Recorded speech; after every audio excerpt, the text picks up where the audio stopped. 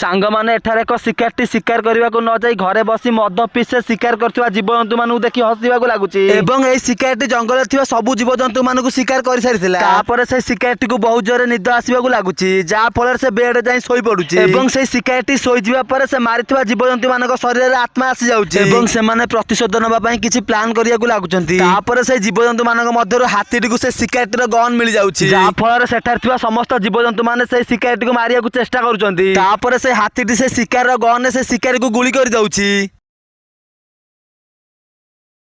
जहाँ फल से बंधुकर गुली से शिकार देह बाजिया फल अन्य एक जीव देह बाजी जाउची। तापर से शिकारटी से बंधुकर साउंड सुनी से हठात उठी पड़ुची। आगकू कौन होउची जानिबा आगरो आपण माने निजर माँ को भल पाउथिले वीडियो को लाइक करे सहित चैनल को सब्सक्राइब कर दियंतु एवं कमेंट रे लव यू मा लिखि दियंतु। तापर से हाथीटी से शिकारी ऊपर को डेई पड़ुची जहाँ फल से शिकारटी मृत्युवरण करूची। तापर से शिकारटी मरि जिबा देखि सेठर थिबा समस्त जीवजंतु माने बहुत खुशी